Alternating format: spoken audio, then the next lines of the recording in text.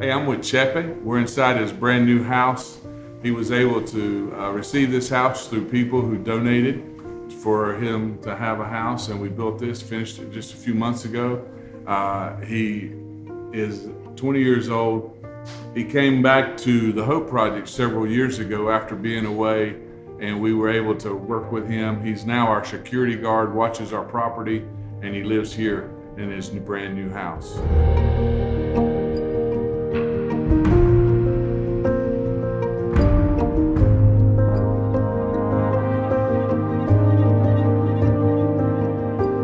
I met Chepe about 11 years ago in Sor Maria. He was a 10-year-old boy who had just lost his mother to cancer. And he was a terror. He would run up and hit me in the back of the head and take off running.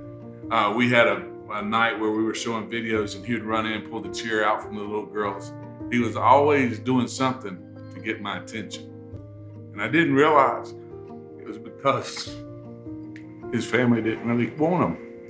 And he shared with us several years ago that when his mom died, that he lost everything because, at least with her, he had someone that loved him. And so we had a vacation Bible school right after that. And Chepe gave his life to the Lord, and there was an immediate change. He showed up at 8 o'clock the next morning dressed in the best clothes he had. He had his shirt buttoned all the way up to the top of his neck. And I said, "What are you doing here?" And he said, "I came to clean the church and get set up for vacation Bible school."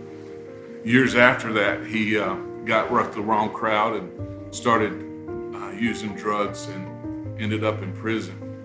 And he stole tools from us and just was going down the wrong direction. And 2.5 years ago, he came back to us here at this property. And I remember Raw looking at me and he said, "Well, what do we do with it?" I said, "We give him another chance. Because God's given me many chances in my life." And so I talked to Chepe that day. I told him that God forgives sin and that he didn't have to live like he was living, and that God would forgive him. And so that day I told him it's easy, he could do it himself. And several days later when he came back, he was a different person. And so we're just thankful that, for 2 years, the last 2 years, he slept on the floor out here, slept in the bathroom on the floor, and he was our security guard. And so we had a donor that wanted to build him a house, and they gave the money, and we were able to build this new house for him. And he is going to school. He's learning to read and write, and he has just turned his life around and is living for the Lord. He comes to church on Sunday, and you can definitely see a change in Chepe's life.